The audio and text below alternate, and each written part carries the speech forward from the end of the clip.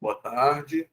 Retomamos ao julgamento da pauta da sexta sessão de julgamento virtual da quarta Câmara de Julgamento do CONAT. Vamos agora para o segundo processo da nossa pauta, processo de recurso 1/1061 de 2019, auto de infração 2018-19-741, recorrente Libra Ligas do Brasil S.A., e recorrida a célula de julgamento de primeira instância.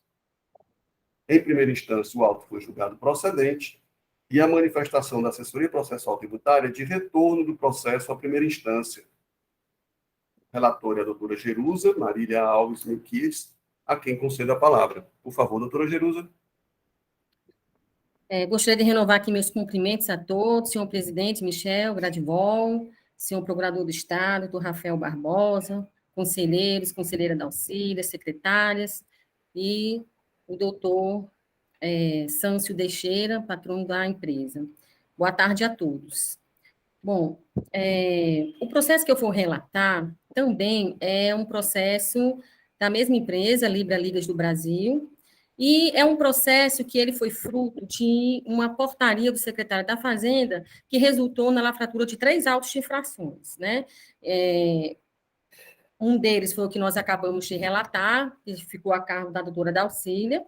O outro foi desrespeito a um descumprimento de obrigação acessória também, mas que já foi objeto de apreciação por esta Câmara, eu acho que no ano passado, e agora ficou faltando este último processo. Então, esse auto de infração especificamente, ele trata de deixar de emitir documento fiscal em operação tributada. A autuada deixou de emitir nos meses de setembro de 2015 e outubro de 2015 notas fiscais de entrada relativas à liquidação das contabilizações do mercado de curto prazo no âmbito da CCEE, no valor de R$ 1.476.218,05, ocasionando a falta de recolhimento do ICMS. Então, é um processo que se refere à falta de recolhimento, tendo em vista que a empresa deixou de emitir os documentos fiscais referentes ao consumo de energia elétrica contratado junto à Chesf, né, nesse período. E, por conta dessa infração, foi lavrado o auto, em razão de ter contrariado o disposto no artigo 127 e 176-A do decreto 24569 e cláusula 1ª, inciso 2º, a linha B, do convênio 15 de 2007. E pela infração, a empresa foi autuada, cuja penalidade está incerta no artigo 123, inciso 3, a linha B, item 1 da Lei 12.670 de 96. Muito bem. Então, quando a gente vai analisar o presente processo, a gente verifica das informações complementares ao auto de infração que os agentes do fisco, eles descrevem de uma maneira bem minuciosa, inclusive, como é que se opera o mercado a curto prazo na contratação no âmbito da CCEE. Então, especifica o que é essa CCEE, que é uma Câmara de Comercialização de Energia Elétrica, que é uma empresa que foi criada, né, e tem como objetivo de verificar justamente essa operacionalização e de informar os fiscos, de uma maneira geral, de todo o Brasil, quando uma empresa contrata essa energia e consome além do que contratou, ou quando ela contrata e consome abaixo do que foi efetuado o contrato. De tal forma que, quando existe a sobra de energia, a empresa fica responsável por emitir uma nota fiscal de saída, porque essa energia ela não joga, né, não se esvai, né, não vai embora, ela retorna para outra empresa se consumir. Mas quando ela consome além dessa energia, então ela se obriga, por força do convênio, de emitir a nota fiscal de entrada e recolher o tributo devido, certo? Então, é mais ou menos nesse sentido que acontece. Muito bem. Então, o que foi que aconteceu? A empresa ela foi autuada porque a CCEE informou ao fisco que a empresa consumiu além daquilo que foi contratado com a Chesf.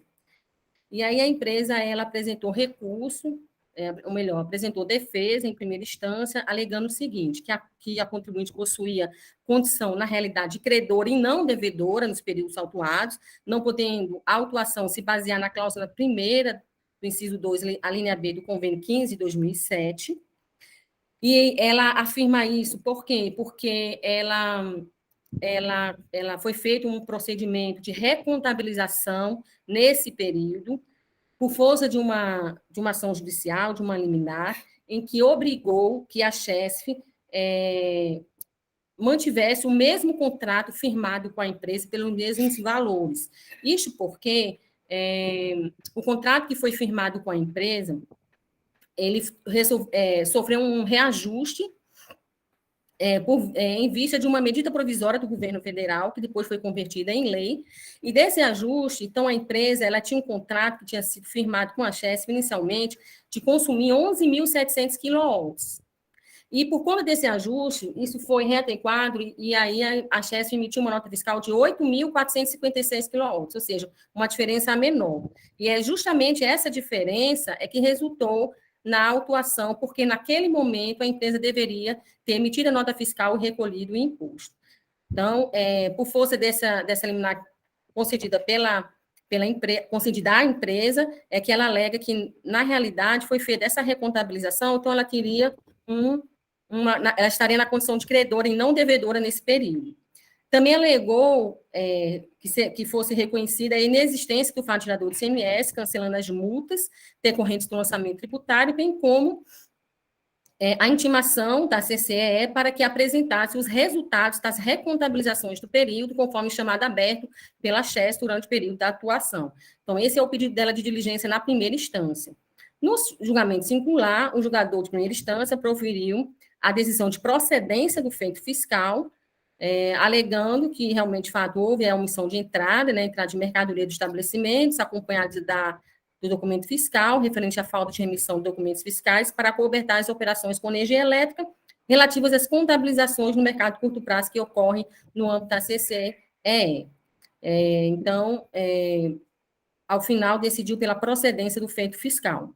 Inconformada com a decisão singular, recorrente depois recurso ordinário, requerendo inicialmente a nulidade do julgamento, com retorno dos autos à cela de primeira instância, para que fosse produzida a prova requerida, qual seja a intimação da CCEE, para que apresente os resultados das recontabilizações do período, conforme chamado aberto pela CHESF, durante o período da autuação. Alega que não são documentos franqueados diretamente à empresa, apenas à CHESF. E como a julgadora singular não apreciou, ela pede, então, a nulidade desse julgamento.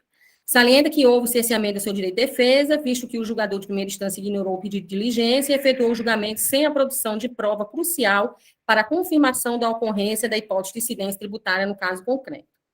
No mérito, requer que seja julgado improcedente o auto de infração lavrado, dado que a recorrente possuía a condição de credora e não devedora nos períodos da autuação, que a CHESF deveria manter lastro contratual de 11.700 quilowatts, porém a empresa passou a faturar de forma inidônea apenas lastro de 8.455 quilowatts, gerando a expedição da ordem de cobrança por ausência de lastro por parte da CCEE. Alega que as notas fiscais emitidas pela CHESF são inidôneas porque foram emitidas com redução da potência contratada, baseando-se numa redução de potência definida em medida provisória, que é a 677 de 2015, convertida em lei, a Lei 13.182 de 2015, que não se aplicava ao caso concreto por força de demanda judicial proposta contra a CHESF. Alega também que a CHESF requereu a recontabilização dos meses em apreço, de forma a readequar a demanda contratada, sendo a cobrança da CCEE cancelada e reconhecida a condição de credora do contribuinte. A assessoria processual tributária emitiu parecer, manifestando-se pelo retorno dos autos à instância singular para que o julgador se pronuncie acerca do pedido de diligência constante da peça impugnatória, opinando, ao final, pelo conhecimento do recurso ordinário, dando-lhe provimento a fim de que seja anulada a decisão monocrática, retornando os autos à primeira instância para novo julgamento. Eu só gostaria de acrescentar aqui que é esse pedido da empresa que ela solicita, essa perícia, que é o resultado da recontabilização, já consta aqui nos autos, embora tenha havido essa manifestação da parecerista, mas já consta aqui nos autos esse resultado da recontabilização. E é o relatório, senhor presidente. Obrigado, doutora Jerusa. Com a palavra, o representante da Procuradoria-Geral do Estado, perdão, doutor Rafael Barbosa. Por favor, doutor Rafael. Presidente, obrigado pela franquear a palavra, mas eu queria só esclarecer uma questão de fato com a conselheira Jerusa. No caso, conselheira, só um esclarecimento de fato. A recontabilização suscitada por ele já foi considerada pelo fiscal, é isso? Isso. Não foi considerado pelo fiscal. É porque o que acontece no processo de recontabilização, né? Quando existe um processo de recontabilização, tem um procedimento próprio a ser seguido. Esse procedimento ele é disponibilizado no site da própria CCEE, que é ele modular a forma de como deve ser feita essa recontabilização. Então, por exemplo, no caso aqui que a gente está apreciando, essa recontabilização, ela só foi ocorrer um ano depois. Então, o fato gerador foi em setembro, por exemplo, de 2015, e só em fevereiro de 2016 é que ocorreu a recontabilização. Então, como é que é feito essa recontabilização no âmbito da CCEE? Quando é feita essa recontabilização e que devolve à empresa o direito que ela tem, o crédito, ela ocorre no mês em que a recontabilização foi feita. Ela não retroage para os estados lá, para desmanchar aquela operação, entendeu? E aquela operação, ela permanece do jeito que está, deve ser obedecida da forma como está, como foi feita, até porque essas operações ela acontecem a nível nacional, e aí iria mexer com várias empresas, né? Porque quando a CCE informa aos estados, informa que sobrou da empresa tal, faltou na empresa tal, então não tem como fazer esse desmanche no estado de Sacó. Então, tudo ocorre no momento em que a recontabilização é feita. E nos autos daqui já consta, inclusive, o período que a empresa fez essa recontabilização. Um mês, tem um resultado daqui, que foi feita a recontabilização, o mês a que se refere, que é o mês da autuação, e o período que a recontabilização foi efetuada. Agradecer o esclarecimento, conselheira. Eu vou... Presidente, renovo meus cumprimentos a todos os conselheiros, secretária, novo patrono da recorrente. E começando, presidente, pela acusação, que seria uma ausência de emissão de documento fiscal nos meses de setembro e outubro de 2015. A ausência de emissão de documento fiscal essa que redundou na falta de recolhimento do imposto, que é incidente sobre a energia elétrica, consumida ou adquirida no âmbito da Câmara de Comercialização de Energia Elétrica, a CCEE, né? Na hipótese desses autos, presidente, aqui, a empresa está sendo acusada de consumir a energia elétrica acima da que foi contratada no âmbito bilateral, ou seja, ela firmou um contrato bilateral com a Chesf, e, não obstante esse contrato bilateral, ela extrapolou o compromisso que havia sido contratado. E ela acabou ocupando, assim, a posição de devedora e adquiriu essa energia no âmbito da Câmara de Comercialização de Energia Elétrica, adquirindo esse excedente de energia, ou seja, aquilo que extrapolou o contrato que havia firmado, no âmbito da Câmara de Comercialização de Energia Elétrica de outros agentes esses que experimentaram sobras, né? Ou seja, não fizeram uso completo da energia elétrica que lhe haviam sido disponibilizados. Então, presidente, considerando as operações aqui é bem diferente do que aconteceu no primeiro auto de infração.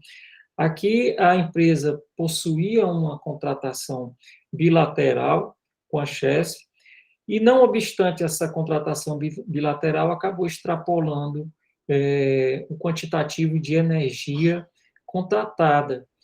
E excedente a isso, ela adquiriu aquela energia, e no ambiente de contratação livre, é aquela contratação de energia que a gente fala que é a energia que não tem cobertura contratual, porque a empresa extrapolou aquele contrato bilateral e o restante ele é intermediado a partir dos excedentes e das sobras de energia elétrica e de outros agentes, que é liquidado pela Câmara de Comercialização de Energia Elétrica, uma entidade civil que tem a natureza jurídica de uma sociedade civil, um ente privado, mas que ela é semelhante ao que realiza a Bolsa de Valores, ou seja, ela está ali apenas contabilizando toda a energia que tramita ali na Câmara e promove a respectiva contabilização e liquidação da energia elétrica entre os seus agentes,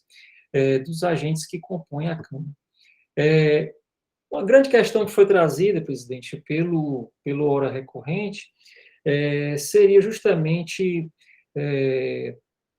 a controvérsia jurídica que ela tinha com relação à Chesf, que foi objeto de uma ação judicial que tramitou em Recife, né? Então, ela ajuizou essa ação judicial e a controvérsia era toda voltada com relação ao limite de potência, ao limite de energia que a Chesf deveria fornecer ao hora autuado. Então, a partir do momento que a Chesf chega e diz, olha, eu não tenho a obrigação de lhe fornecer esse quantitativo de energia que está no contrato. É natural que, a partir do momento que esse quantitativo de energia por contratação bilateral ele se reduziu, é como se a hora autuada ocupasse a posição de devedora e tivesse adquirido essa energia na Câmara de Comercialização, né? Então, ela, experimentando essa posição de devedora, ela teria a obrigação, por via de regra, de emitir o documento fiscal de entrada da energia que consumiu no âmbito da Câmara e recolher o respectivo ICMS. Então, a divergência e o que a empresa traz é justamente isso. Olha, as informações que foram prestadas pela Chesf, elas não condizem com a realidade, porque a partir do momento que eu obtive uma decisão judicial de continuidade do fornecimento dessa energia, esses valores mudaram. Então, eu, na verdade, naquele período, eu não experimentei a posição de devedora no âmbito da Câmara de Comercialização de Energia Elétrica, mas sim de credora, ou seja, eu estava dentro do meu consumo, daquele meu limite de contratação bilateral. E como eu estava dentro do meu limite de contratação bilateral, eu não comprei energia da Câmara. Não comprei energia da Câmara, quando a gente fala, não é porque a Câmara realmente é só um intermediário, mas, na verdade, quem está vendendo energia são os outros agentes ali que experimentaram sobras, né?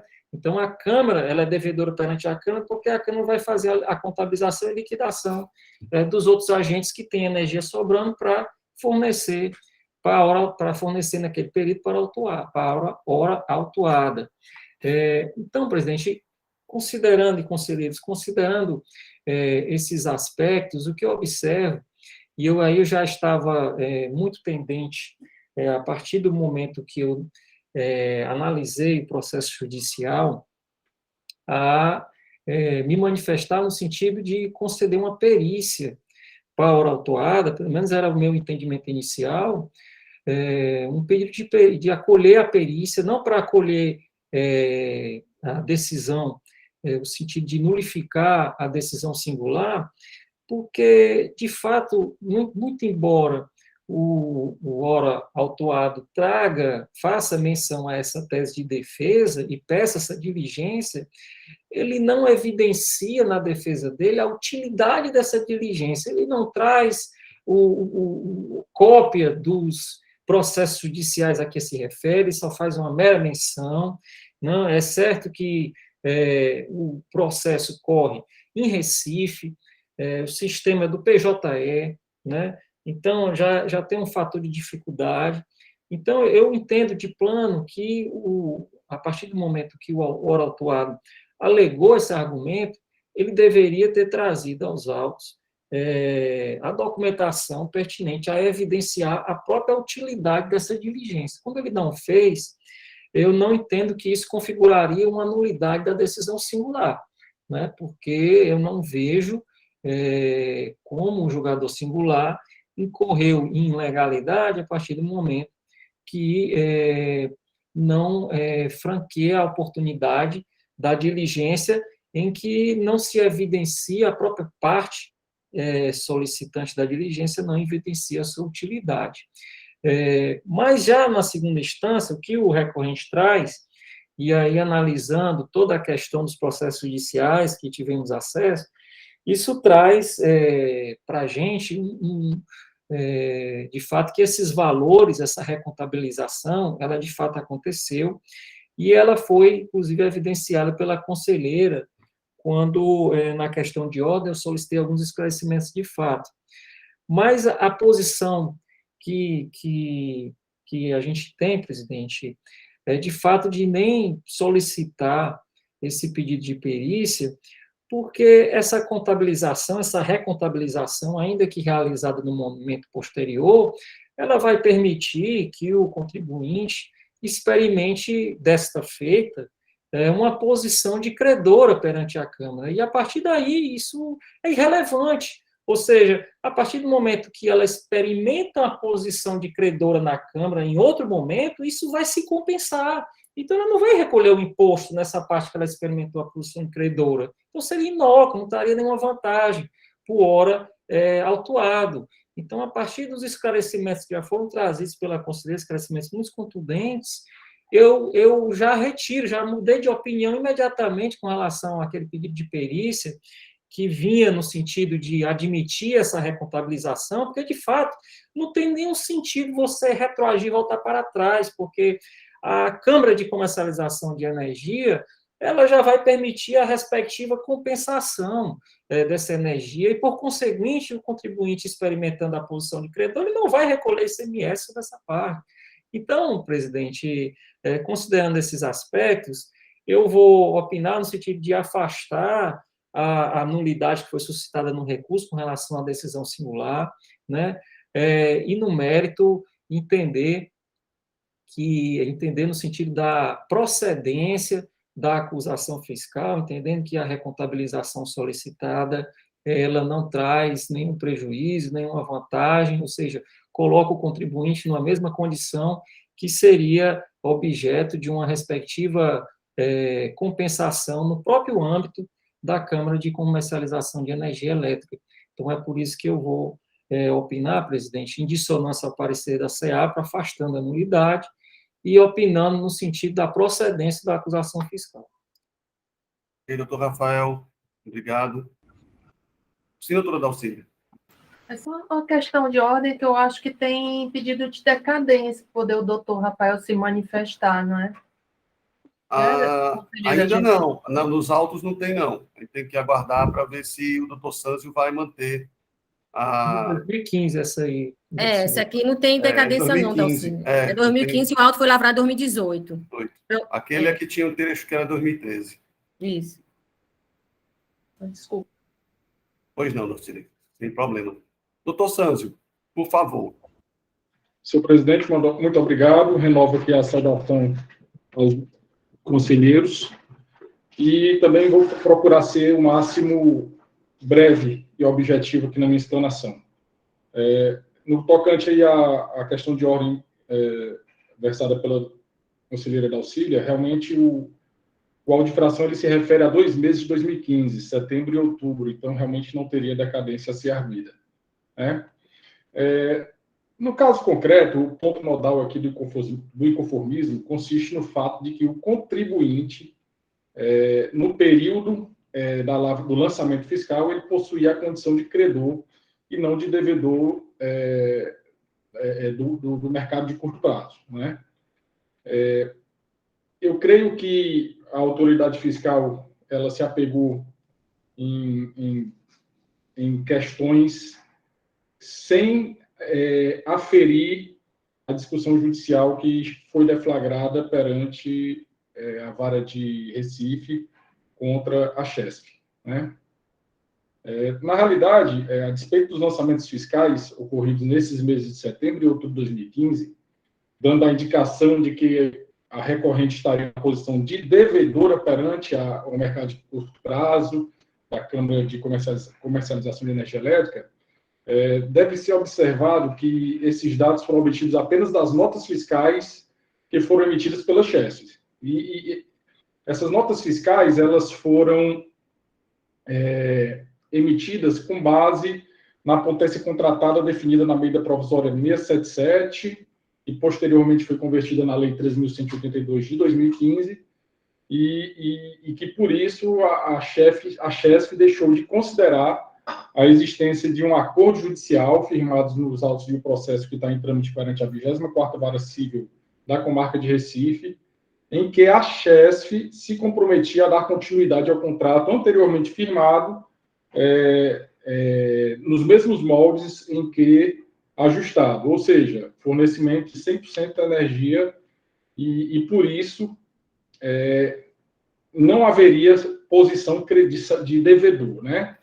Então, assim, ao utilizar essas notas fiscais da CHESF anteriormente emitidas numa potência inferior à efetivamente utilizada pela Libra, essas notas fiscais emitidas pelas CHESFs, elas são inidôneas para fins de apuração do ICMS, né?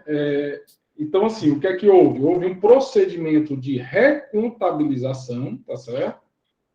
Essa ordem de cobrança por ausência de lastro por parte da CCE foi resolvida quando a CHESF requeriu essa recontabilização dos meses de setembro e outubro de 2015, de forma a readequar a demanda contratada, sendo aquela cobrança anterior da CCE cancelada e reconhecida a condição de credora da Libra, né, nos termos da documentação que foi completamente carreada aos autos do processo administrativo.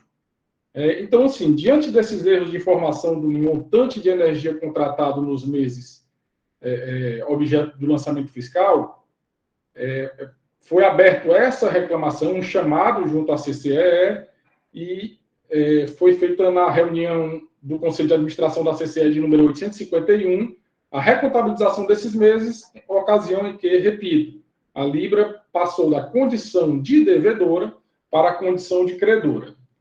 Diante dessa situação, que foi apresentada à fiscalização anteriormente à lavratura do auto de infração, a autoridade fiscal, ao invés de verificar que as notas fiscais e informações da CHESF, no período indicado no lançamento fiscal, tinham sido inidôneas, uma vez que não representavam a relação contratual, ou seja, do contrato bilateral, que foi efetivamente desenvolvido no período, a autoridade fiscal simplesmente resolveu penalizar o contribuinte numa situação que, com todo o respeito, foge às boas práticas da contabilidade fiscal.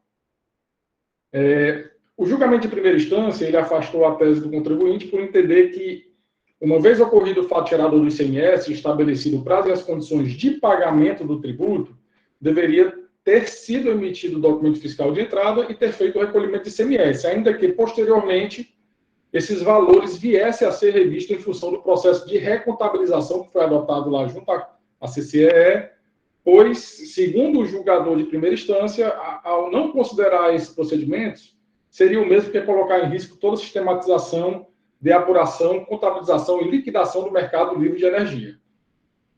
No entanto, senhores julgadores, há alguns erros capitais na fundamentação apresentada pelo douto julgador de primeira instância, né?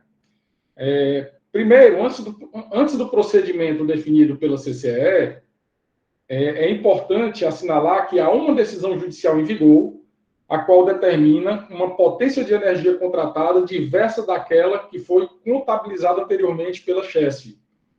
Então, não poderia a CHESF, nem a CCE, nem mesmo a Cefaz, furtar-se de dar cumprimento a essa decisão judicial, né?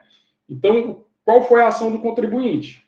Ele informou o erro ao judiciário e, diante da emissão de ordem para cumprimento da decisão, ele aguardou a regularização e o envio de informação fiscal idônea que viesse a comprovar a inexistência de obrigação de lançamento de ICMS, tendo em vista que ele passaria da condição de devedor para a condição de credor, né?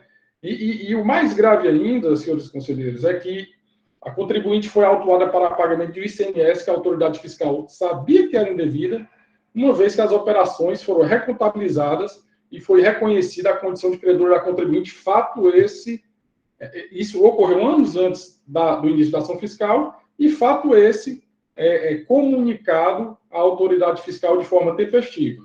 Ou seja, apesar de a autoridade fiscal saber que o fato gerador não ocorreu, assim mesmo efetuou o lançamento tributário, né? Então, assim, o que é que temos aqui? Temos aqui uma situação em que não ocorreu o fato gerador do ICMS, pois, em verdade, a recorrente era credora do mercado de curto prazo e não devedora, né? Segundo, houve a retificação das informações prestadas pela própria fornecedora de energia elétrica, ou seja, a Chesf, junto à CCE, 3 anos antes da fiscalização e da autuação. Logo, não caberia a contribuinte declarar, ou seja, lançar o tributo inexistente, o lançamento por homologação, modalidade a que se qualifica o ICMS. Também não caberia a contribuinte pagar um tributo inexistente, pois era credora, e, via de consequência, também não caberia ao fisco cobrar um tributo sabidamente inexistente. E, por último, não caberia ao fisco aplicar uma multa pelo não lançamento de tributo inexistente, nem pela mora no pagamento de tributo também inexistente. Então, assim, a reação da recorrente foi negar-se utilizar de um documento inidôneo para dar lastro à sua escrituração contábil. E, a partir disso, passou a exigir da Chesf e da CCE a adequação da documentação fiscal e das declarações delas decorrentes com a recontabilização dos valores referentes à potência efetivamente contratada, né? Então, assim, repito, considerando tudo isso que foi dito, a Libra, ora recorrente, possui condição de credora e não de devedora nos períodos abrangidos pela autuação fiscal, razão pela qual a autuação não pode se basear na cláusula 1ª, inciso 2, a linha B do convênio 15/2007. Então, entende a recorrente que o lançamento de ICMS constante no auto de infração sob rebate, ele deve ser cancelado, assim como a penalidade daí decorrente.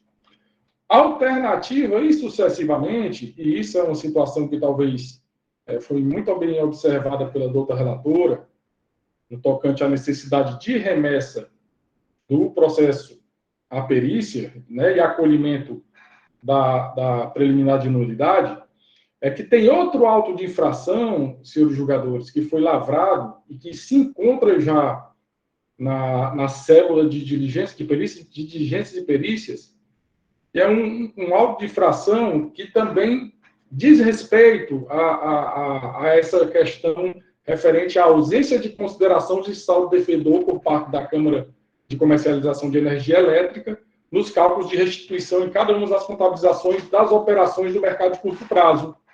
Ou seja, a gente argumenta lá que houve um bis e idem. E existe uma identidade muito próxima desses autos de infração. E talvez o ideal é que ambos fossem julgados de forma simultânea e a perícia também realizada de forma simultânea, até para facilitar os trabalhos. Lembrando que toda documentação necessária para a realização da perícia se encontra acostada lá no auto de infração 2018-19-760, dígito 5, né? Nada impedindo que a autoridade fiscal da célula de diligência e perícia diligencie junto ao contribuinte para a obtenção da documentação necessária à realização da perícia, que, no caso, se não for o caso de cancelamento do lançamento, que, no caso, se mostra imprescindível para trazer a verdade material, para dar suporte e lastro ao julgamento por essa egrégia Câmara. Então, senhor presidente, ilustres conselheiros, essa é a manifestação, esses são os pontos de insurgência que eu gostaria de manifestar e desde já agradeço a oportunidade mais uma vez.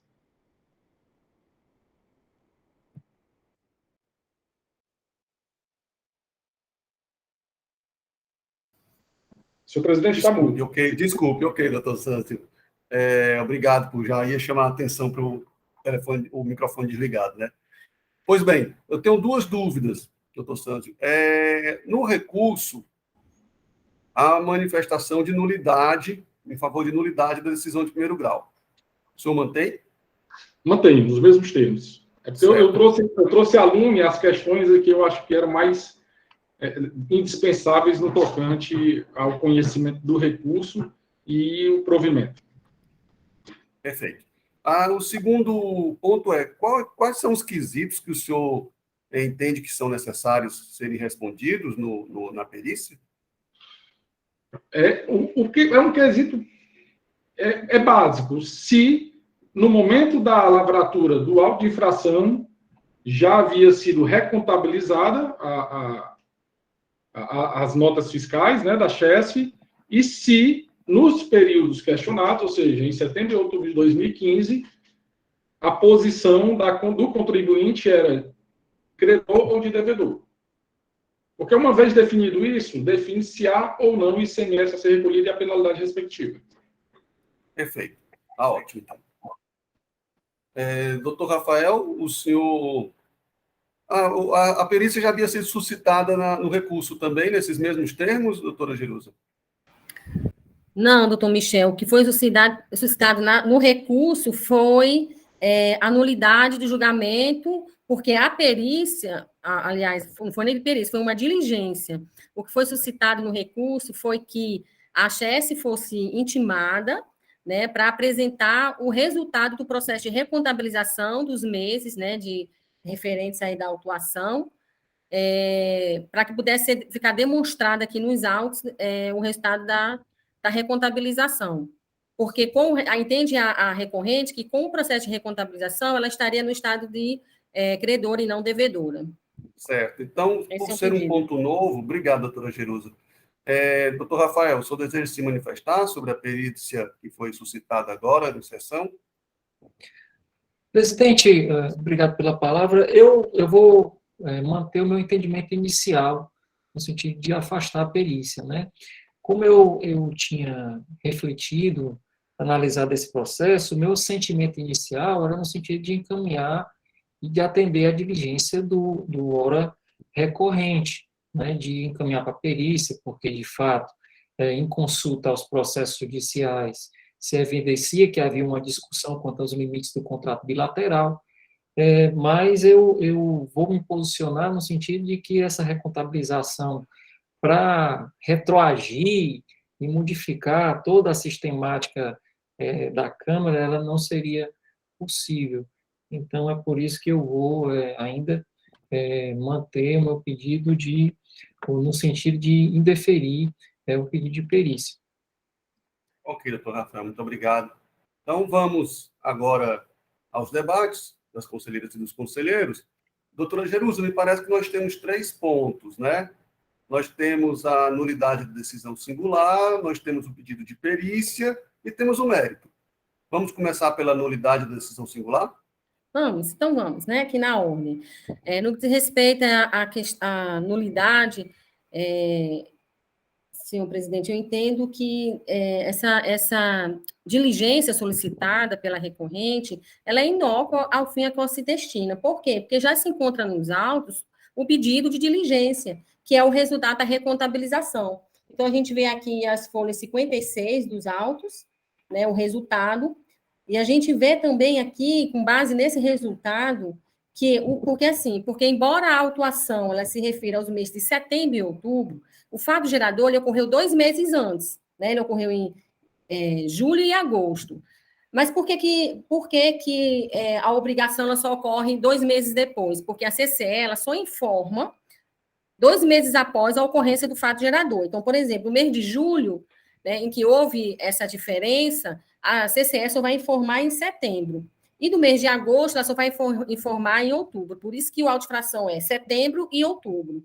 Então, no processo de recontabilização, o resultado ele coloca aqui embaixo também, e aí eu já entro no pedido também da perícia solicitada pelo advogado, também ser desnecessária, porque nesse resultado ele já diz que a empresa já usufruiu dessa recontabilização 1 ano depois, ou seja, com relação ao mês de julho de 2015, essa recontabilização ela já ocorreu em março de 2016, e com relação ao mês de agosto, ocorreu em fevereiro de 2016. Então, também desnecessária a perícia solicitada pela empresa aí, através do seu advogado.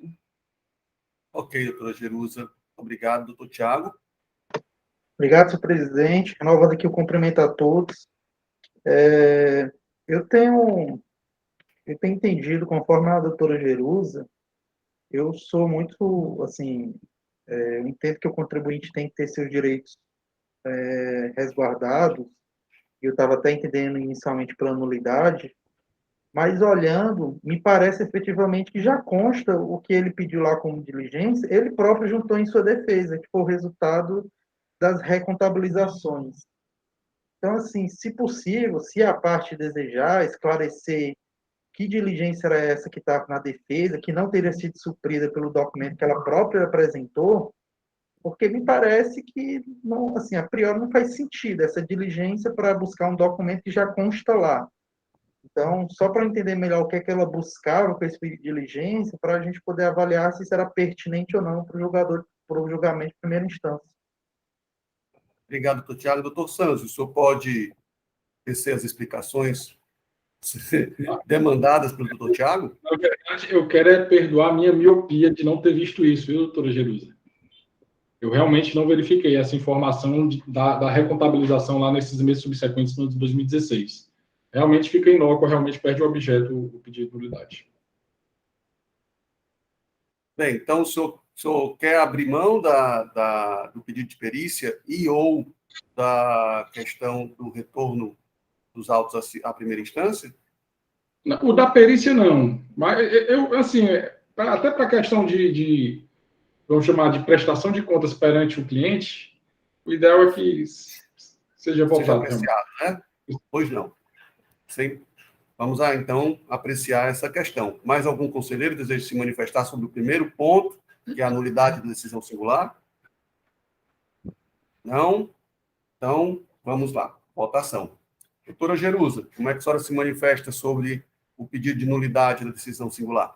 Pronto. Então, com relação à nulidade suscitada pela empresa, eu entendo por afastar a nulidade, com fundamento nos artigos 97, inciso 5, que especifica que o julgador indeferirá de forma fundamentada o pedido de realização de perícia quando a verificação for prescindível, bem como no parágrafo 8º do artigo 84, que nenhum ato será declarado nulo se da nulidade não restar prejuízo para as partes, isso porque já consta dos autos o resultado da recontabilização, conforme solicitada na diligência, e também, desse resultado, já consta também o período em que esse processo de recontabilização ele ocorreu no âmbito da empresa. Então, por tudo isso, eu volto em afastar a nulidade suscitada com fundamento nos artigos já mencionados. Ok, doutora Jerusa, muito obrigado. Doutor Tiago, perdão. Doutora Dalcília. Renovando aqui meus cumprimentos a todos, eu verifico que as duas questões, quesitos, né, que ao ser indagado de quais seriam os quesitos, já podemos responder, que seria a questão da contabilização e do... Me refrescar, faltou a memória agora. Era a contabilização e se a situação era credora ou devedora, né, da empresa. Isso. Então, as duas questões podem ser respondidas pelos documentos que CD, inclusive, que estão nos autos. Então, eu verifico realmente que seria inócua essa perícia para responder. Mas essa é a perícia suscitada agora. A diligência era para que fosse acostada documentos que seriam solicitados à CHESF, salvo engano, não é isso, doutora Jerusa? Seria solicitado o acesso para que apresentasse o resultado da recontabilização. E esses Aliás, documentos eu acho já que não é estão nos autos, né? não é nem a CHESF, não, a CCE. Solicitado CCE. CCE para que pudesse ser juntada aos autos, mas já está aqui nos autos, na página 56 dos autos. E também no CD, eu verifiquei que no CD, em anexo, também tem que foi um dos documentos que a empresa trouxe para o fiscal durante a ação fiscal. Na pasta chamada documentos, tem esse documento da própria CCE.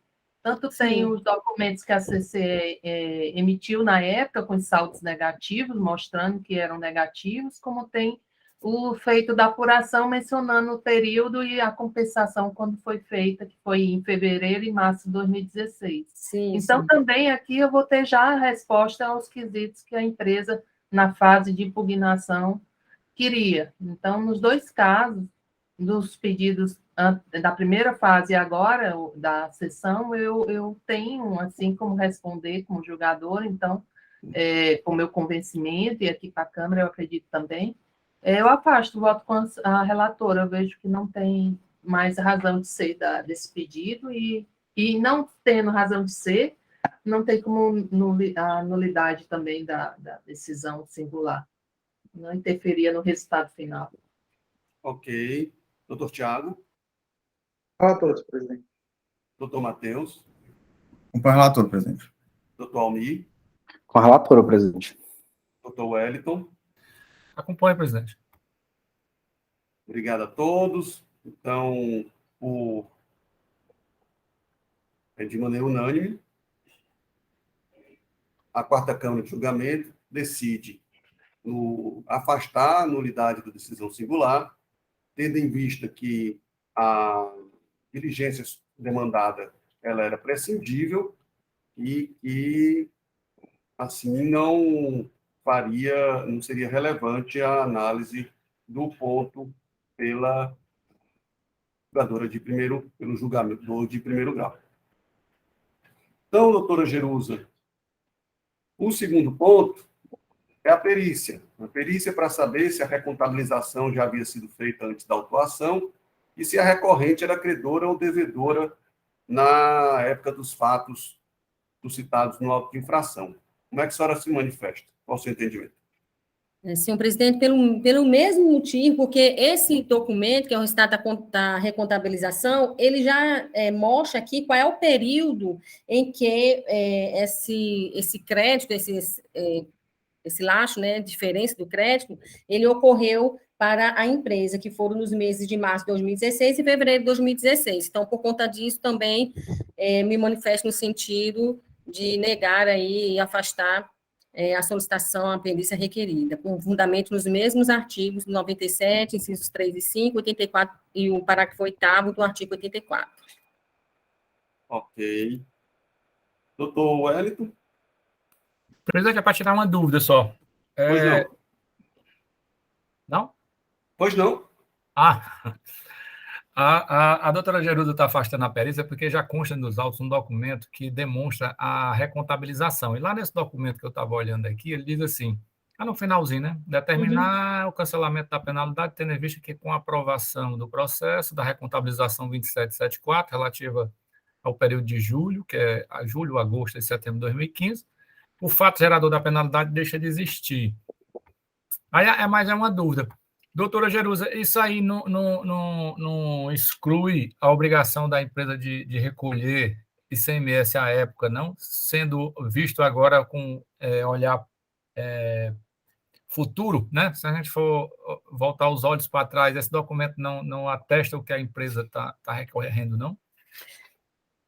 Senhor conselheiro, essa penalidade a que se refere no processo de recontabilização não é a penalidade decorrente do fato gerador do ICMS.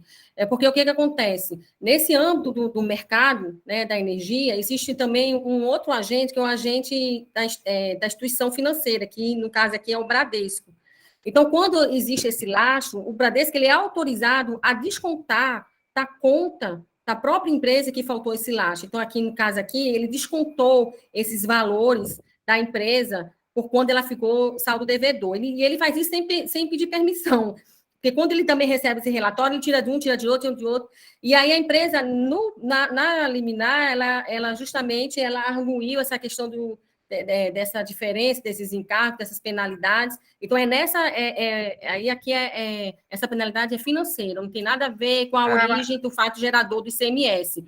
Aqui não está se referindo à ocorrência do fato gerador do ICMS. Eu entendi. A minha pergunta é se a Câmara não está dizendo assim, olha, o que você estava devedor lá atrás, que ele foi cobrado essa penalidade, tudo isso foi sanado. Então, se foi sanado para a Câmara, não teria sido sanado também para fim de recolhimento do ICMS?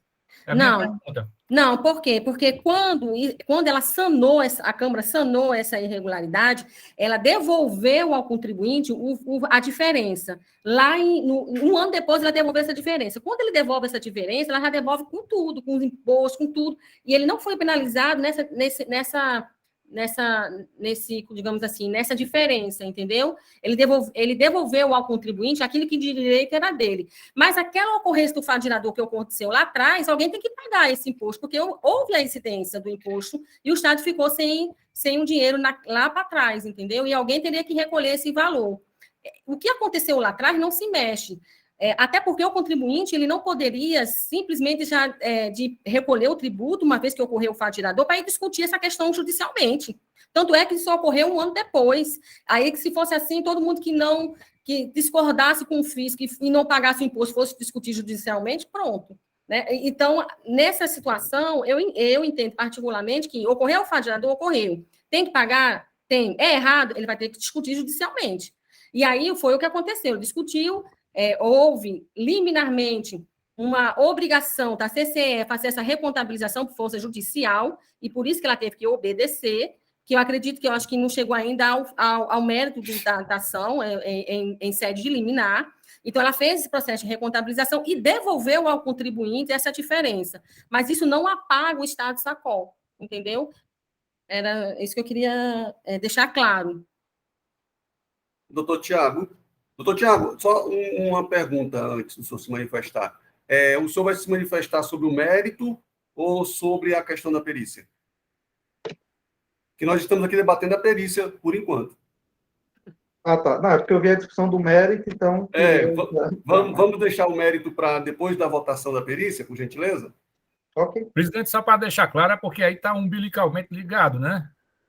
Se entender que volta para recompor alguma coisa, aí valida a perícia. Se entender que não volta, Não. aí ninguém nem discute. Não volta. E aí só para clarear mais ainda para o conselheiro Wellington e os demais conselheiros, eu digo que não volta com base no documento disponibilizado pela CCE, no site dela, www.ccee.org.br, em que ela disponibiliza um módulo chamado de ajustes de contabilização e recontabilização, realizados no âmbito da CCE, né, que foram modulados em documento próprio, devidamente divulgado no interesse eletrônico dela. E nesse módulo, nesse documento, ele trata justamente da operacionalização do cálculo dessas diferenças apuradas entre o processamento de um ajuste de contabilização ou de uma recontabilização e o seu processamento anterior. Né? E nesse documento, lá no item 2.11, ele trata do detalhamento da apuração das diferenças entre o processamento atual e o anterior. E vai descrever lá no item 2 o seguinte, item 2. O ajuste de contabilização é realizado para dar cumprimento a decisões judiciais ou administrativas de caráter provisório ou em seu cancelamento, sendo preservados os dados e os valores originais do processo de contabilização e liquidação considerado, certo? E, no caso de haver uma recontabilização, o procedimento a ser observado, a ser adotado pelos agentes, também encontra-se modulado no item 19, que diz assim: o ajuste final do processamento originário de um processo de contabilização e ou de uma recontabilização será inserido no sistema da CCE para inclusão no processo de contabilização e liquidação do mês corrente. Ou seja, toda essa celeuma de se vai voltar, se vai desmanchar, se não existe, não se aplica ao caso concreto, porque todo o procedimento ele é verificado no momento em que a recontabilização ela for efetuada. Então, aquela situação, ela permanece, ela não vai ser desmanchada. Inclusive, com relação, eu não queria entrar agora porque é mérito, com relação à nota fiscal, que a recorrente alega que é inidônea, também não é inidônea. Porque se houve uma falta de energia por parte da Chesf, essa falta, ela gera uma nota fiscal complementar pela Chesf, e não o documento fiscal inidôneo. Porque o documento ele foi emitido, preenche a validade, né? Todas as validades e eficácia do documento foram perfeitamente verificados dentro da emissão do documento fiscal, e se alguma correção tivesse que ser feita, se fosse o caso que não é, haveria a emissão de uma nota fiscal complementar. e não desconsiderar a nota fiscal, né? Mas que não é o caso, porque não tem como se desmanchar esse processo lá para trás, porque é algo que mexe com todo o Brasil. Energia elétrica mexe com todo o Brasil, então não tem como se fazer isso.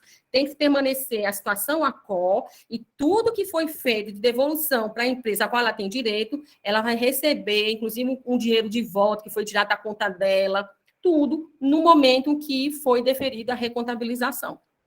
Eu não sei se deu para esclarecer, conselheiro Wellington. Mais algum conselheiro? Estou pensando aqui, Geraldo. Doutor Tiago. Presidente, eu vou entrar um pouquinho aqui no mérito, porque, conforme contado aí pelo conselheiro Wellington, eu entendo que parte do mérito pode interferir aqui na discussão da perícia. Ok. Em qual sentido? Eu concordo com o que o doutor Rafael pontuou, no sentido de que, se foi recontabilizado nos períodos subsequentes, então ele não teve prejuízo no pagamento de ICMS, que lá na frente é como se ele se creditasse, ele não vai pagar sobre saldo credor. Por outro lado, eu entendo que o contribuinte que agiu de boa-fé, que muito antes da autuação entrou com ação judicial, questionando essa questão da contabilização, ele não pode sofrer uma penalidade de 30% do valor da operação, que ele já dizia à época que não era devido. Então, se lá na época ele já tinha entrado com ação judicial, a decisão é de fevereiro de 2016, eu entendo que caberia aqui, neste caso, a cobrança do ICMS, mas não a cobrança de multa. Só que eu entendo que para essa multa ser extinta, eu precisaria averiguar se essa recontabilização efetivamente tornaria o período credor. Porque se mesmo com a recontabilização ele permanecesse devedor, aí eu entendo que a multa era, da parte que ele fosse devedor, eu entendo que a multa é cabível. Da parte que ele fosse credor, eu entendo que o ICMS é devido, mas que não seria cabível multa, porque ele já vinha questionando desde lá de trás, ele entrou com ação judicial questionando isso. Então, assim, ele ser penalizado em 30% do valor da operação, sendo que lá de trás ele já tinha tomado todos os atos preparatórios contra essa diferença que foi lançado, eu entendo que isso aqui fere a boa-fé do contribuinte, que agiu com todas as precauções que lhe foram dadas, assim, sobre o caso. Então, nesse sentido, por isso que eu disse que interfere um pouco aqui a questão de perícia, porque se caso o entendimento da maioria fosse nesse sentido, eu entendo que a perícia seria relevante para averiguar se essa recontabilização seria suficiente para tornar os períodos credores, porque a informação da recontabilização ela não deixa claro se isso tornaria ou não só dos credores. Ele só diz assim, efetivamente você tinha direito a um valor maior, estou lançando esse valor nos meses subsequentes. Mas ela não diz se isso torna o período lá original credor, se torna credor, que é como o contribuinte alega. Então, nesse sentido, eu acho que, caso o entendimento da maioria seja pela extinção da multa nesta parte em que ele efetivamente era saldo credor, só da multa, que aqui eu acho que o ICMS ele se beneficiou mais adiante, então eu tento direcionar para uma perícia nesse sentido. Somente por isso. Ok, doutor Tiago. Doutor Jerusa, a senhora tem algo a esclarecer nas dúvidas do doutor Tiago, ou eu deixo primeiro a doutora Dalcília se manifestar? Pode deixar, doutora Dalcília, depois eu falo. Doutora Dalcília, por gentileza. A senhora está sem áudio, doutora Dalcília. Eu estou com tanta coisa aberta aqui que demora um pouco a retornar. Desculpa. Primeiramente, essa pergunta que foi lançada, eu verifiquei que o CD que foi disponibilizado no WebDrive, que é um CD que a empresa entregou, tem vários arquivos dentro deles, e alguns deles, inclusive, emitidos pela própria CCE. Então, tem um arquivo chamado Relatórios da CCEE Sumário 001, SUM 001. Esse sumário, ele está por os 5 exercícios objeto da autuação, de 2013 a 2017, sendo que agora esse auto específico é de 2015. E 2016 também está nele. Com esse relatório que a doutora Jerusa falou, as folhas 56, mostra que os fatos geradores de 2015, objeto da acusação, que está setembro, né, junho, julho, setembro de 2015, tem um período que foi compensado em 2016. Quando vai para esse CD em 2016, tem esses meses de março, e você abre os meses de março e fevereiro, aparece credor o saldo a liquidar desse agente. E aí o doutor Matheus, que trabalha com energia, pode confirmar se esses relatórios, para mim, dá a entender que são positivos, né? Porque naqueles meses em que eles foram negativos, a última coluna que aparece no item 4 aparece com sinal negativo. Nos meses de julho e agosto, aparece negativo, que são os meses realmente em que houve o saldo negativo, como a doutora Jerusa já explicou, foram julho e agosto. Só que, como é contabilizado 2 meses depois, e aí a obrigação acessória também de emitir a nota pelo comando aqui do convênio diz que é 2 meses depois, então o fiscal votou sendo meses de setembro, agosto e setembro. Aí, quando eu fui para esse relatório, doutor Tiago, dá a entender justamente que o saldo foi credor. A questão que eu vejo aqui, se foi credor ou devedor para fins de penalidade, realmente é um ponto de vista a se considerar em função da ação judicial que ele propôs. Mas a questão é a precariedade também dessa decisão. Né? Ela é uma liminar que a CCE ela cumpriu uma determinação, mas ela não tem caráter definitivo até agora, e aí o doutor Rafael pode confirmar se esse processo lá em Recife já transitou em julgado. Eu acho também temerário aqui a gente tomar uma decisão com base no liminar, que pode ter um revés aí judicial, né? Então, a priori, a CCE me parece ter cumprido aí essa determinação, e aí ela lançou isso em 2016, referente a 2015, quer dizer, quase um ano depois, que foi fevereiro e março, não chegou a ser um ano, mas mesmo assim, naquele período que ela lançou, esse saldo credor, de qualquer modo, ele não gerou nenhuma cobrança de ICMS nem nada, mas ele está lá contabilizado para a empresa. A empresa, ela foi refeita, assim como várias outras. Quando você abre esse relatório da CCEE, não é tão simples assim de se visualizar, não. Eu questiono até se essa perícia seria uma perícia praticável, assim, porque quando você abre o relatório da CCE para esse contribuinte, tem várias liminares, não tem nem só essa, tem várias situações lá no relatório que eu abri aqui, em que ele cita que tem um timbre da CCE, quer dizer, não foi o fiscal, foi fornecido por ela e por meio da empresa que foi entregue.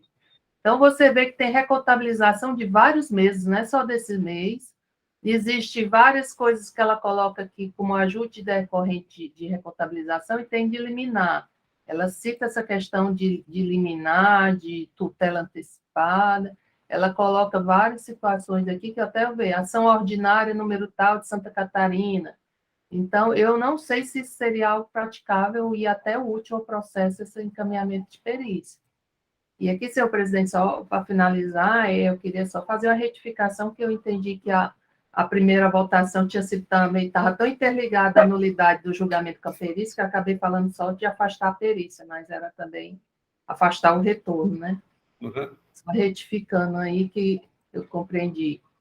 Então, era só isso, mas assim, está tudo nos autos, dentro do CD, eu acho que todas as informações que a gente precisa para analisar esse método já estão aí no CD. Acho que não precisa de perícia, ainda que seja para afastar a penalidade ou não, está tudo dentro dos CDs que já estão nos autos. Doutora Gerudo, a senhora tinha levantado a mão, baixou? Não, eu continuo.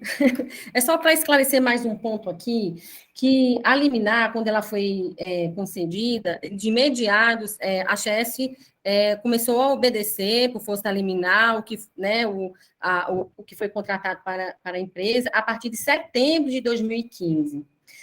Isso a partir de setembro de 2015. Quando a gente vai pegar aqui o processo, esse resultado da recontabilização, ele envolve 3 meses, julho, agosto e setembro. certo? Julho, agosto e setembro. Os meses da autuação, o fato gerador ocorreu em julho e agosto. Como eu falei, como a CCE só informa 2 meses após, o de julho ele só vai informar em setembro, o de agosto em outubro, por isso que o auto de infração se refere a setembro e outubro, mas o fato gerador ocorreu em julho e agosto.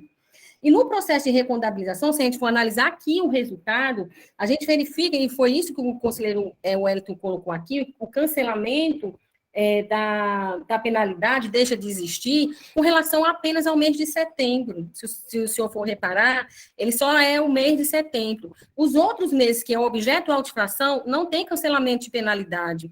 Olha, se você for verificar aqui no final, além disso, considerando que o processo de recontabilização, ora aprovado, impacta a apuração de penalidades por insuficiência de lastro, energia e potência para o agente Libra, e já havia sido emitido o termo de notificação tal, no valor de 35 mil e pouco, por insuficiência de lastro, referente a setembro, né? Aí ele anulou o mês de setembro, essa penalidade. Mas os outros meses, de julho e agosto, não foram objetos de anulação. Isso por quê? Porque se obedeceu o status quo que já existia. E é justamente um objeto da ação fiscal. Só para esclarecer esse ponto também. Ok, doutora Jerusa, muito obrigado. Doutor Tiago. De forma bem breve, até partindo aí do que a conselheira Dalcília comentou, eu concordo que a decisão é precária, mas, como a doutora Jerusa falou, ele nunca vai retroagir. Então, caso essa decisão caia, ele vai aplicar os efeitos dali para frente. Essa recontabilização contrária ao contribuinte vai ser aplicada dali para frente, né? E não para o passado. Então, ao mesmo tempo que ele está se beneficiando da adesão judicial agora, formou uma espécie de coisa julgada, né? E caso essa decisão judicial caia, como ele será cobrado dali para frente, consequentemente, ele terá mais ICMS a recolher, né? Dali para frente. Então, meio que se compensaria, né? Esse ICMS que ele deixou de pagar decorrente de ação judicial, ele pagaria lá na frente, em caso de perda dessa liminar. Então, por conta disso, é que eu entendo que se o contribuinte está discutindo judicialmente e obtém liminar, é por esse motivo que eu entendo que a penalidade referente a essa recontabilização deve ser excluída, porque eu entendo que não houve nenhuma atitude ilícita do contribuinte neste caso, a ser punível com a penalidade tributária. Com relação à perícia, que foi outra dúvida, até de que forma a perícia poderia ser eficaz, eu entendo não no sentido que a perícia vá buscar perante a CCE ou perante a CHESF os elementos, mas sim que o contribuinte seja intimado a trazer todos esses elementos comprovando que essa recontabilização seria suficiente, mediante documentos idôneos a serem fornecidos pela CHESF e pela CCE. Não caberia a perícia buscar esses documentos, né? Mas sim que o contribuinte apresentasse comunicado, já que ele está recorrendo sobre isso, comprovando isso de uma forma idônea perante a perícia. E aí caberia a perícia somente validar se aqueles documentos apresentados pelo contribuinte são suficientes para comprovar o que ele alega em sede de recurso. E que eu sempre estou falando, para fins somente de exclusão de penalidade. Eu acho que, em relação ao ICMS, eu entendo que é cabível. Bem, doutor Rafael, você deseja se manifestar? Sim, presidente, o impedimento do doutor Tiago, ele trouxe agora, ele é contrário à legislação prevista na Lei 9.430, né? Porque a Lei 9.430, no artigo 63, ela dispõe o seguinte, Lei 9.430, na constituição de um crédito tributário destinado a prevenir a decadência, quando a gente fala de crédito tributário destinado a prevenir a decadência, é quando a liminar, ela vem antes do auto de infração, né? Porque o parágrafo 1º, em seguida, ele fala, o disposto neste artigo aplica-se exclusivamente aos casos em que a suspensão da exigibilidade do débito tenha ocorrido antes do início de qualquer procedimento de ofício. Então, aquilo que autorizaria a exclusão da multa seria só a hipótese do artigo 63, que é o lançamento para prevenir a decadência exclusivamente, que é aquele caso em que não se lança a multa de ofício quando o lançamento é exclusivamente para prevenir a decadência. Não é o caso desses autos. A liminar, ela foi proferida depois do lançamento do auto de infração. A gente está falando de um auto jurídico perfeito, acabado, né? Então, a gente estaria simplesmente anulando uma multa de ofício que foi lançada com base numa decisão precária que ainda não se confirmou, né? Então, com base nesse dispositivo legal, que eu entendo que o entendimento, não obstante, possa até ter voz na doutrina majoritária, mas no âmbito da jurisprudência e da legislação pátria, e até mesmo desse contencioso, nas hipóteses em que já afastou a multa de ofício, nos lançamentos para prevenir a decadência, em que o fiscal, não obstante a liminar, que foi antecedente, tenha incluído a multa, eu vejo que o entendimento não é possível prosperar, né? Ok, doutor Rafael. Doutor Sânzio, o senhor quer comentar a manifestação do doutor Rafael? Doutor Michel, não, tranquilo. Ok. Bem, mais algum conselheiro deseja se manifestar sobre algum tema relativo à perícia? Não? Então, vamos à votação. Doutora Jerusa, como é que a senhora se manifesta em relação à perícia solicitada pela recorrente? A senhora está sem áudio, doutora Jerusa? Ok, obrigada. Eu me manifesto no sentido de realmente negar o pedido da realização de perícia, pelo motivo de que já consta nos autos os meses em que a empresa fez a recontabilização referente ao período da autuação, então a perícia se torna prescritível nesse caso, e também pelo fato de que as provas constantes dos autos aqui, eles já são suficientes para a formação do convencimento, meu convencimento no caso, com base no artigo 97, inciso 3, 5, eu afasto aí a realização da perícia. Ok, doutora Jerusa, doutora Dalcília, Com a relatora. doutor Tiago. Presidente, eu abro divergência, e aí, caso a perícia, caso esse entendimento prevaleça, acho que a gente pode discutir depois dos quesitos. Certo. Doutor Matheus, Acompanha a relatora, presidente. doutor Almir, Presidente, com a divergência. doutor Wellington. Eu acompanho a relatora, presidente. Pois bem, então, por maioria de votos, a quarta Câmara decide afastar o pedido de perícia, tendo em vista o disposto no artigo 97.5, já que consta nos autos a recontabilização demandada e os elementos contidos nos autos são suficientes ao convencimento da maioria da Câmara. Doutor Matheus se pronunciou, desculpe. Sim, o doutor Matheus votou porque eu não vi que eu com a estava em outra relatora. tela. Tá, ok, Com a relatora. obrigada. Ok. Foi por maioria, 4-2, Certo. vencidos os conselheiros Tiago e Almir, que se manifestaram favoráveis à realização de perícia.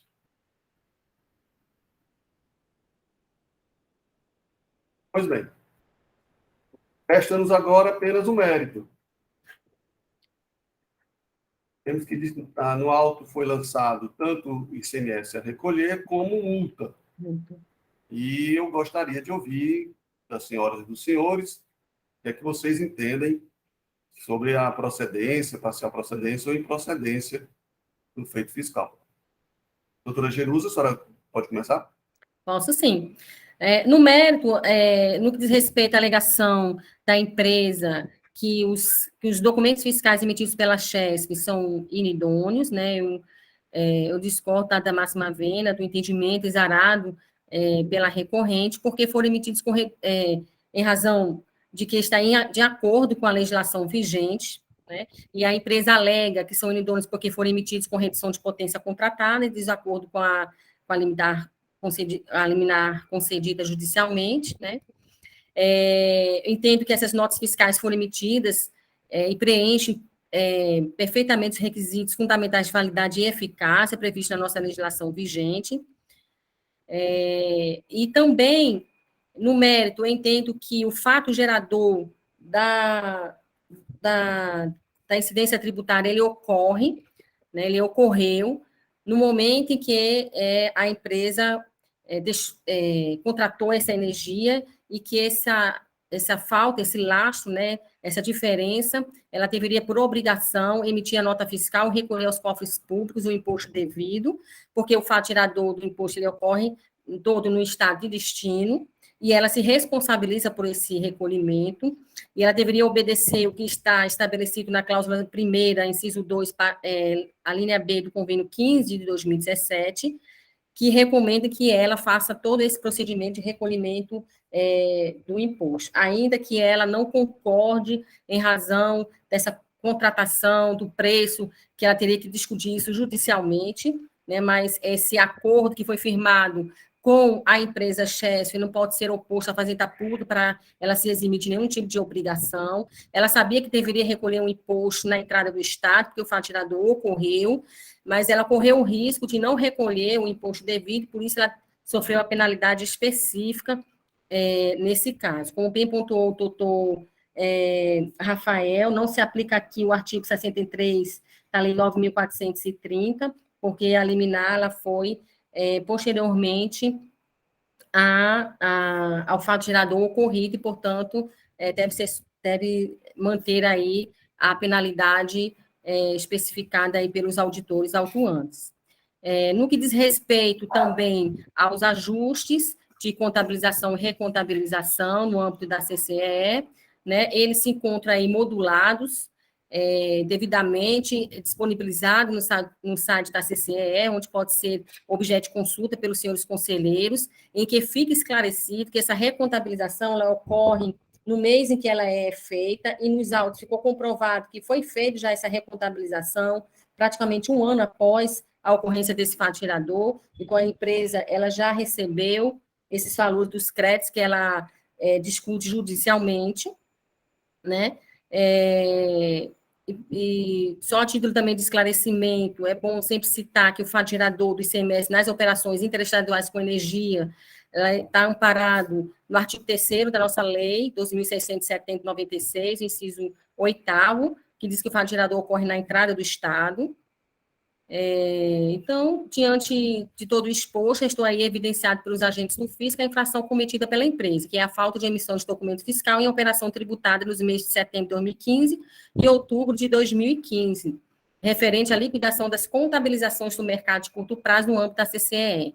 Né? E isso foi feito com base nos sistemas corporativos da Cefaz, com base nos documentos enviados pela própria empresa e em relatórios mensais de pré-fatura, chamado SUM 001, que é acredito que seja sumário da CCE, que é a instituição que foi criada por lei para regulamentar todo esse mercado.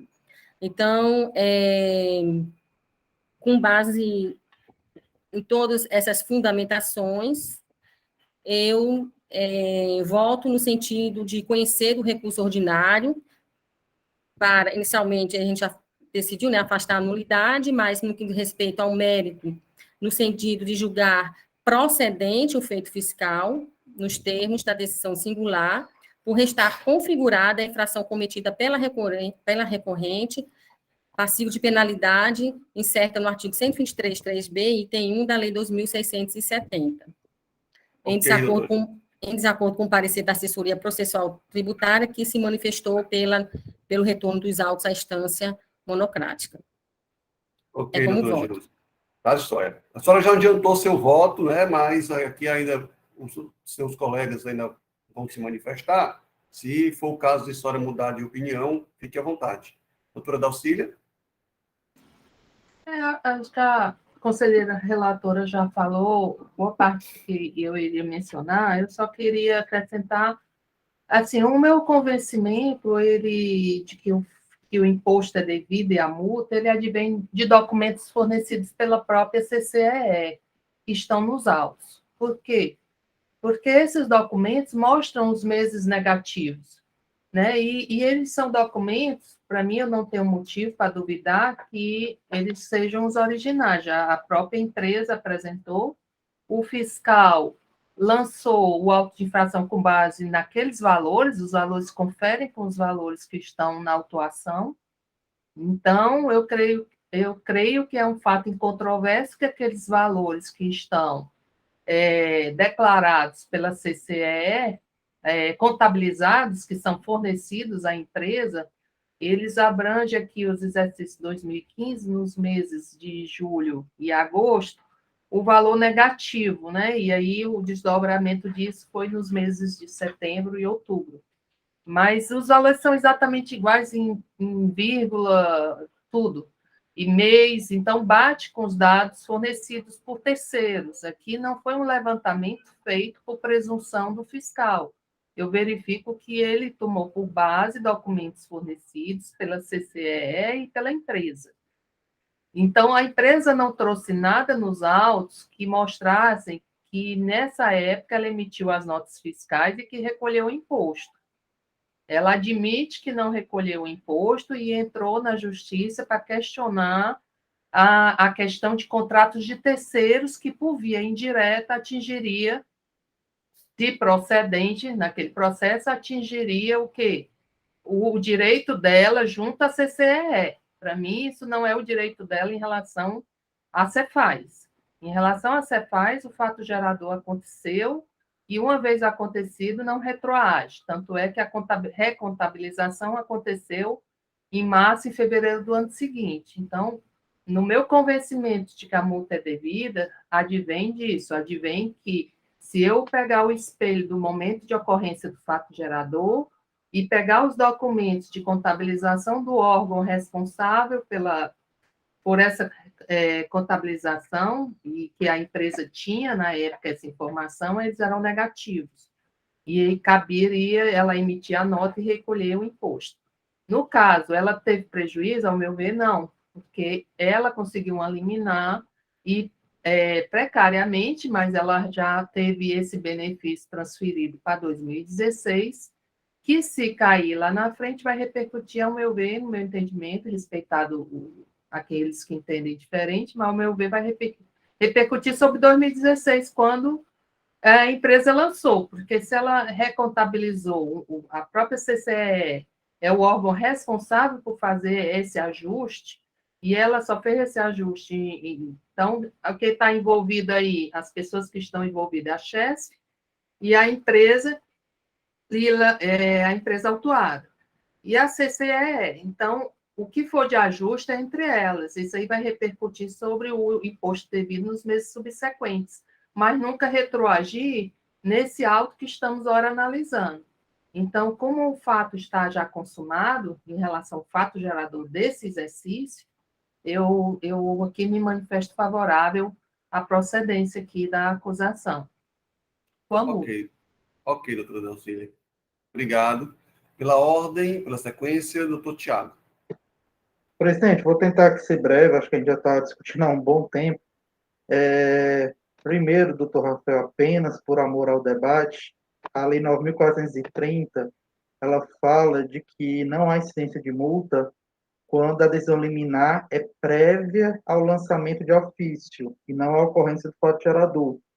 Então, o parágrafo 1º fala do lançamento de ofício.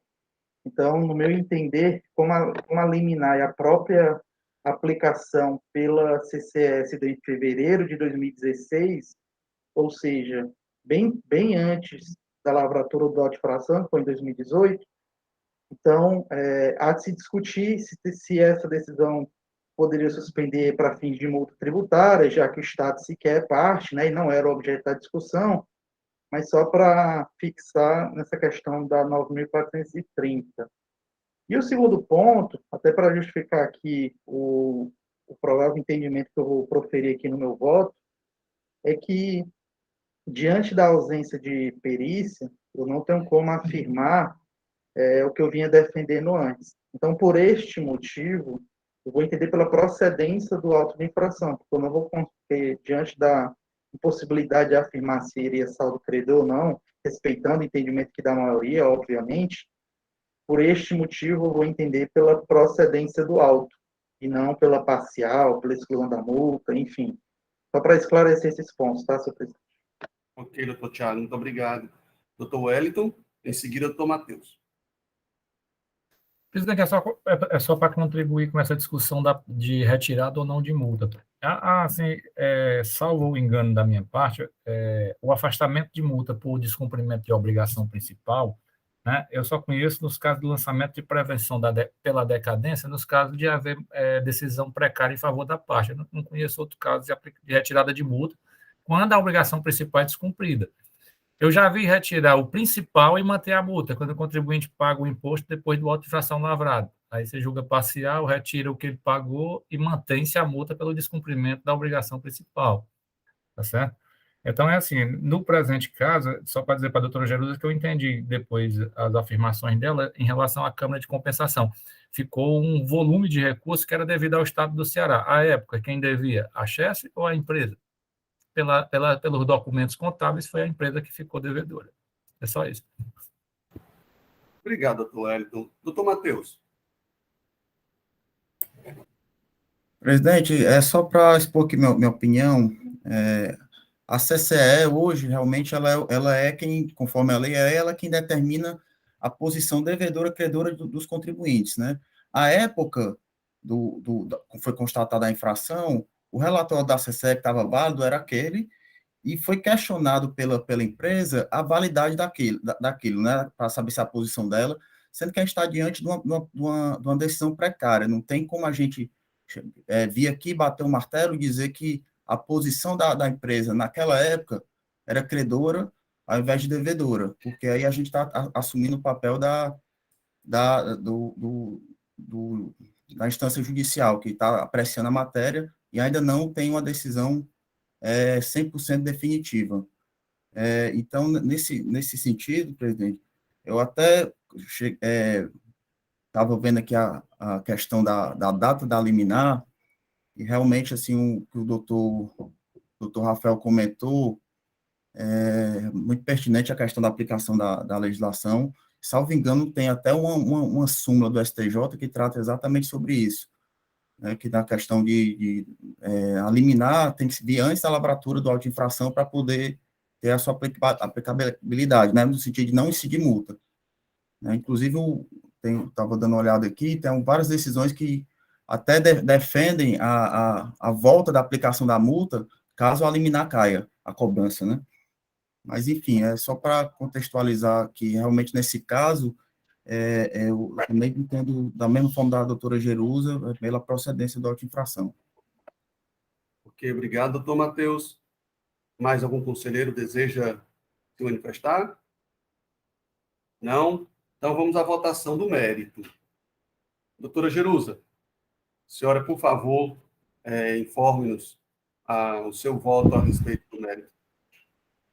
Pois não. Então, mais uma vez aqui, né, voltando aí, eu voto no sentido de conhecer o recurso ordinário para negar provimento e julgar procedente o feito fiscal, inclusive com a multa respectiva, nos termos da decisão singular, por estar configurada a infração cometida pela recorrente, em desacordo com o parecer da assessoria processual tributária, mas em acordo com a manifestação oral do representante do Estado, doutor Rafael Barbosa. Obrigado. Doutora Dalcília? Com a relatora. Doutor Tiago? Relatora. Doutor Matheus? Com a relatora. Doutor Almir? Presidente, relatora. E doutor Wellington? Acompanhe, presidente. Pois bem, então, por unanimidade de votos, a quarta Câmara de Julgamentos do CONAT decide pela procedência do feito fiscal, tendo em vista que está caracterizada a ocorrência do ilícito, da irregularidade, a falta de emissão de documento fiscal e o consequente falta de recolhimento do ICMS, sendo devida também a multa pela irregularidade cometida. Em desacordo com o parecer da assessoria processual tributária, de acordo com a manifestação do representante da Procuradoria-Geral do Estado. Pois bem, encerramos assim nosso segundo processo. Já estamos há 4 horas debatendo. Temos 2 processos que eu entendo que podem ser julgados em conjunto, mas devido ao adiantado da hora, vamos sobrestar esses 2 processos, deixar para julgá-los na primeira oportunidade que tivermos. Agradeço a todos a participação, foram debates bastante frutíferos, uma matéria difícil, uma matéria que não é comum, e agradeço às relatoras pela dedicação, a todos os conselheiros por terem se debruçado sobre a matéria. A gente vê que todo mundo abraçou a matéria para decidir com a maior convicção possível, e é assim que a gente entende que deve seguir os trabalhos aqui da nossa Câmara. Se pudermos ser um pouquinho mais objetivos, é melhor para a gente conseguir cumprir com a nossa pauta por inteiro, mas em alguns momentos, realmente, a gente tem que debater um pouco mais.